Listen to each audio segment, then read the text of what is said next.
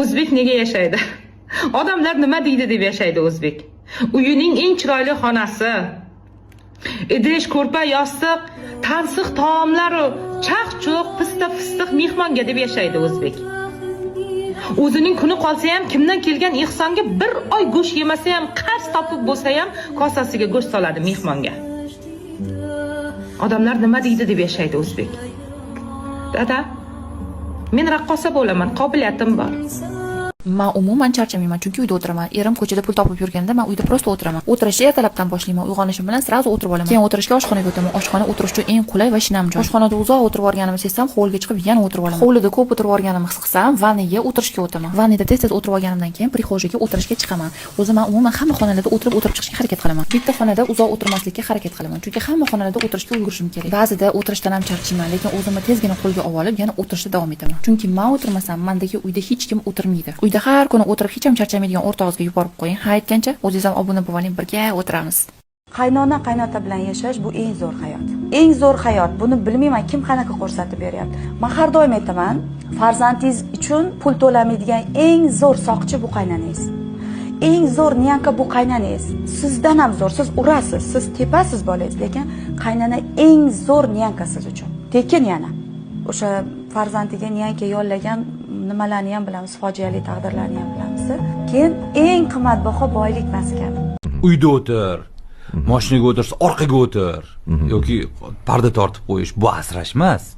Asrash siz uni xafa qilmasligingiz, uyda uni charchatib qo'ymasligingiz, imkon bo'lsa qo'lda kir yuvayotgan bo'lsa kir mashina olib berishingiz asrash. Bolalarga berayotgan tarbiyasiga unga rag'bat berib turishingiz asrash. Kasal bo'lib qolsa darrov kasalxonaga olib borishingiz, ko'rsatishingiz doktorga. Iloji bo'lsa haftada bir marta bo'lsa ham gul ko'tarib kelishingiz. Qaynona qaynota bilan yashash bu eng zo'r hayot. Eng zo'r hayot. Buni bilmayman kim qanaqa ko'rsatib beryapti. Men har doim aytaman, farzandingiz uchun pul to'lamaydigan eng zo'r soqchi bu qaynanangiz. Eng zo'r niyanka bu qaynanangiz. Sizdan ham zo'r. Siz urasiz, siz tepasiz bolangiz, lekin qaynana eng zo'r niyanka siz uchun. Tekin yana. O'sha farzandiga niyanka yollagan nimalarni ham bilamiz, fojiali taqdirlarni ham bilamiz. Keyin eng qimmatbaho boylik maskan. Erimni birini ikki xilda menga uylanib boyib ketdi, o'ynashiga mashina olib beribdi.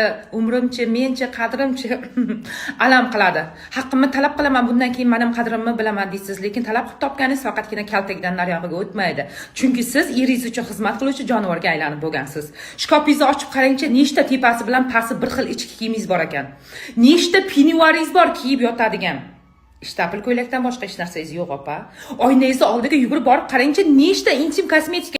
Kelinlik uyimda hurmatim yo'q, hech kimning oldida. Qizlik uyimda malika edim. Onam meni shuning uchun tuqqanlarmi debdilar. Hozirgi beradigan javobim erkaklar tomonidan menga juda ko'p negativ olib keladi, lekin baribir aytaman.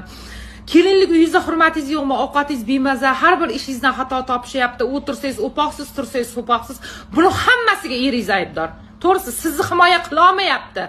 Ovqatni bemaza qiling, ish qilmang, ertalabdan kechgacha uxlang. Qaynana, qaynota qolganlar ham sizga gapirishga kuch. Men raqqosa bo'laman, qobiliyatim bor. Nima? O'yinchi? Odamlar ichida meni qilmoqchimisan xor? Qiz bolaning vazifasi bor. Yerga tegish, xizmat qilish, bola tug'ish, suv kelsa simirish, tosh kelsa kemirish.